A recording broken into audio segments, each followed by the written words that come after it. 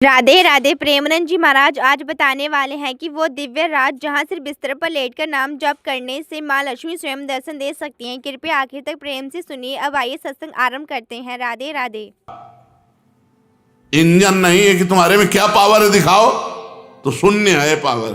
और पावर इतना है कि सैकड़ों को लाद के पहुंचा देंगे। वृंदावन धाम में बैठ के कहते हैं पावर की पूछो तो धाम में कह रहे हैं इससे ज्यादा सत्य प्रमाणित क्या हो गया। कोई कहते हैं कि भाई सत्य बोलना तो मंदिर में बैठो, धाम में बैठ के कह रहे हैं कि लाडली जो तक सैकड़ों को पहुंचा सकते हैं। पावर की पूछो तो शून्य है, कनेक्शन की पूछो तो महान है। कनेक्शन से हम जा रहे हैं। कैसे पापी क्यों न हो हरिवंश नाम जो ले, अलक लड़ेती रीझ के महल खवासी दे। हरिवंश प्रताप ही जानत हैं, हरिवंश प्रबोध क्या प्रताप। श्री हरिवंश प्रताप नाम नौका निज केवक, भवसागर सुख तरत निकट हरिवंश जी। आवा भैया नाव में बैठ जाओ। बैठ गए किसकी? हरिवंश की नाव में। खेवैया वो हैं अपने बैठ के तरंगे देख रहे हो, निकुंज पहुंच गए।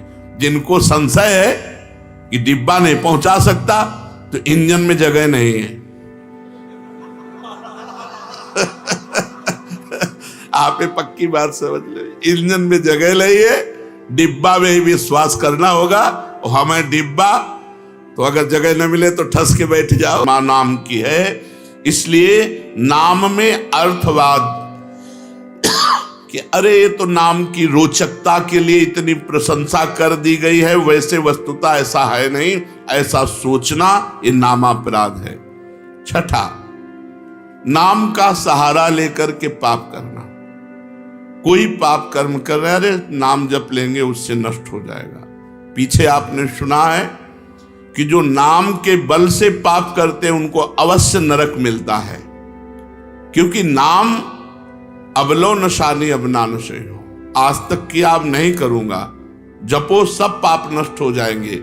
लेकिन ये उत्साह रख कर पाप करना कि चलो मैं शाम के खूब राधा राधा रट लूंगा, हर नाम एक नाम में जितनी सामर्थ्य उतना कोई पाप कर ही नहीं सकता, तो मैं मनमानी पाप करूं और शाम के नाम जप करूं। नहीं, तो सही ईमानदारी से अगर कोई हमें हाथ खड़ा करके पूछे कि तुम्हारी साधना क्या है, तो हम कह देंगे शून्य।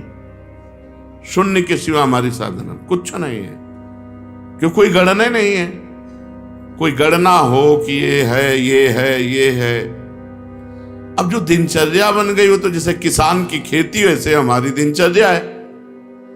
हम उसे साधना थोड़ी मानते हैं। जैसे किसान आदमी अपना सुबह से खुरपी फावड़ा लिया, अपने खेत में गया, दिन भर मेहनत की, शाम के खाया पिया, चैन से सो गया, अब उसे हम साधना माने।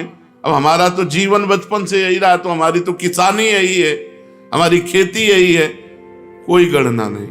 अगर हमसे पूछा जाए आपकी साधना क्या है, तो हम कह देंगे शून्य। तो आप जी किससे रहे हो? मेरे बल सी वृंदावन रानी, महारानी जी के बल से जी रहे हैं। महारानी जैसे किसी को ये भ्रम हो कि इतने शिष्य हैं, इन सबको भगवत प्राप्त करा देंगे क्या? तो हम पोस्टमैन हैं। तुम्हारी बात लाडली जी तक, लाडली जी की बात आप तक, और हम अपने समेत सब ये लाडली जी के हैं। कई बार आपको कहा है कि अगर डिब्बा मोक्ष में ताव दे कि मैं 500 लोगों को पहुंचा दूंगा तो बेवकूफी है। उसका कनेक्शन इंजन से है। इंजन में 2-4 लोग जाते हैं और डिब्बे में 100-200 लोग बैठ करके स्टेशन पहुंच जाते हैं। हमें डिब्बा विधि विधान से यज्ञ याज्ञ जो किए जाते हैं उनसे 10 गुना फल साधारण जप में है। साधारण जप क्या है? इसमें स्वर तो सुनाई दे पर वो कीर्तन नहीं है।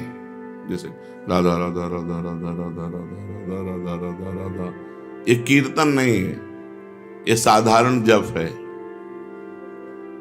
इसे साधारण जप कहते हैं जिसमें शब्द बाहर सुनाई दे। उपांशु जप क्या है? जिसमें जीभ और ओठ तो हिले पर शब्द बाहर न सुनाई दे। यह साधारण जप से 1000 गुना फल देने वाला है।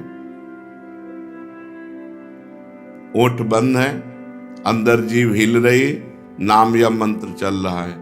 मंत्र उपांश से शुरू होता है। मंत्र 2 ही प्रकार जपा जाता है, उपांश और मानसिक। नाम 3 प्रकार से जप होता है। साधारण जिसे वाचिक कहते हैं, फिर उपांशु और मानसिक। साधारण जप से उपांशु 1000 गुना श्रेष्ठ है। वो जिह्वा चलती है, ओंठ बंद रहते हैं, शब्द बाहर नहीं सुनाई देता। मानसिक जप जिसमें जीभ भी न हिले और न ओंठ हिले, केवल मन से मंत्र का जप करना। जैसे ऐसे शांत बैठे, कोई हरकत बाहर नहीं दिखाई दे रही और अंदर मंत्र चल रहा है, नाम जप चल रहा है।